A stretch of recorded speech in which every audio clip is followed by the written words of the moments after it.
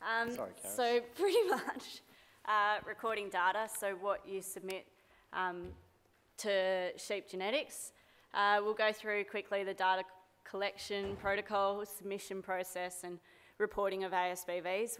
Won't go on too much about the reporting of ASBVs because Will goes through what reports you get back and how to interpret them a bit later. So going into data collection, there's 3 steps to collecting the data. Follow the QA manual. You should get that when you join up. If you're ever looking for it, it's on the website. Pretty much outlines everything that Will's just gone through, so making sure your animals are measured at the right time, that you're seeing the variation when you do the measurements and everything like that.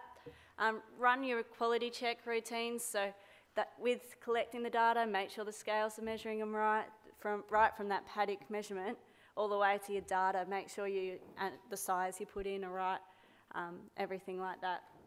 And look at the reports returned from Sheep Genetics. So for the merinos, you get a report before the analysis of this is what we've got from you, so make sure the size are right then we can pick up the mistake before the analysis actually kicks off instead of, okay, you've got breeding values, they look wrong, what's wrong?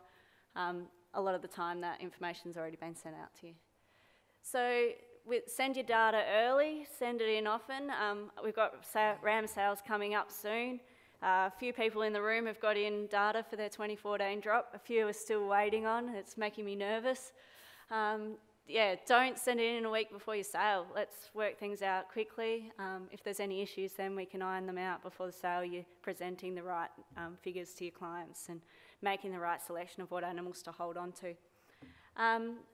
With your pedigree information, make sure it's sent in when you send in your lambs. You can always fix it up otherwise.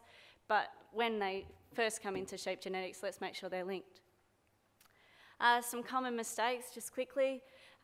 If you've got you doing an ET program, make sure we know that about your ewe. Otherwise, if we've got a dam that's had 12 progeny in the 1 year, we're not going to believe you and it will be excluded. Same with birth type and rear type. If you're recording it, just double check it before you send it in. And the same with your sire IDs. Make sure that you're making sure that you got them correct. You're not guessing them, so if they are an external sire, you are being linked. You're not just getting a new sire that you're the only one using it in the country. Data submission, just again, make sure your IDs are right. If they're not 16 digits or there's letters in there, they're not going to be used. If you are using letters in your Sheep Genetics ID, make sure you're not using CU or CO, which will identify that it's a cull or a commercial. If you've got that in there for a management reason, we're going to assume that you don't want an ASBV in it and it's just in there to help the rest of the animals that you do want an ASBV for. Data is filtered for extreme values, which we will go through a little bit more after lunch. And the group averages are calculated with the data that you're submitting, so just double check all of that before you submit the data. A few examples of errors we've got here. We've got an extreme up the top. We've got an eye muscle depth of 224. So just little things like that. Check to make sure they're right before you submit the data, so then it's being used in the analysis instead of that animal missing out. We've also got some invalid ones down here. So instead of putting a worm egg count in, they've told us what worms they've got. So again, just make sure you're putting the right things in the right columns, in the right areas with your software program, and go from there. I think we go through standard deviations later on as well, so I might skip that and we can go to lunch instead. So with your data quality, with your syndicates that we've talked about a fair bit, make sure you don't have more than 10 animals in it. If you're doing a name syndicate, send us the list. I think some of the software programs let you do it, but as we said before, Pedigree Master, there's nowhere to actually put in the list of the animals that you've used in your syndicate. So send that through to us and we'll enter it in. Again, with your eye muscle and fat depth, make sure you've got your linkage with your body weight, because we need that in the analysis for the correlations. And if you're doing multiple measurements in a single age stage, make sure that it's working, you've got all the dates in there and that you're not taking like 3 measurements for yearling weight and we're only using 1. It's a lot of time wasted if you're only doing it just to get ASBVs. So again, just check your QA manual. So going through data submission, Make sure if you're using a software program, you know how to use it. You're not working out every time. This is a prime example of the old man rings up every year going, where do I put my name syndicate? Dad, you can't, just email it. So always just make sure you know what you can and can't do with your software, and then it will be easier when you are doing it. And again, don't be that guy that rings up on Friday afternoon, the day of the run, saying, I don't know how to submit my data. So make sure you know how it all works, make sure you give yourself time and you learn. With submitting the data, if you can either submit all of your data or you can submit that one drop. Don't give us just your weaning weights if you've already got a measurement on that animal. So you're just adding to your year drop and sending that whole file back in. The reason we do that is you might make some changes. You've noticed that had a 224 eye muscle depth, you've rescanned it, you want to put that in, or you know that the decimal point was 22.4. So you might change things like that. So we want the most up-to-date version every time, and we assume that you guys have that. The other part of that, sorry, Karis, the other part of that is if you're partway through recording lambs for the season, say you've recorded half the lambs that have hit the ground so far, you've got birth weights on them, we want you to wait until you've got all of those animals for that drop recorded for that trait before you send it in, rather than sending in partial submissions. So if you send in the first half of the drop, we'll run the analysis. You know, we've got those groups going into the analysis with so many animals. If then in another 2 weeks' time you send us the balance of them, you know, we're changing all of those groups in the analysis. We've doubled the number of animals in an analysis group.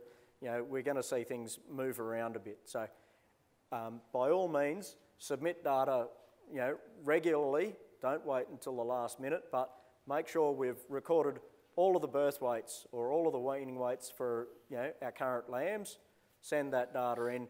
Then when you get yearling weights or whatever, you know, by all means send in, you know, another submission with that next lot of information. But sending in partial data sets where we don't have all of those animals within that year drop recorded for that trait can end up, you know, being a bit misleading and then ultimately seeing breeding values move around a bit.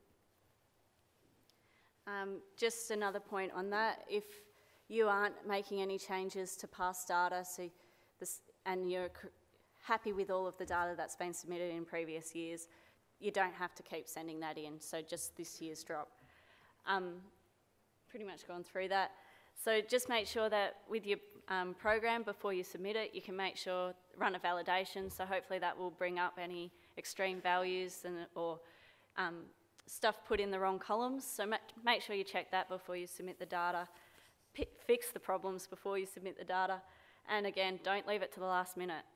If we're doing each trait, measuring all of the animals at weaning, submit that. If there's an issue, we can identify it straight away instead of having a weaning weight, a yearling weight, your greasy fleece weights, everything in there, and we're trying to work out what's driving the errors. So if you do have lots of errors or you can't remember the size you're using, having quite a few issues like that, suggest you find a data manager. We've got Megan in the rooms, you could always go talk to.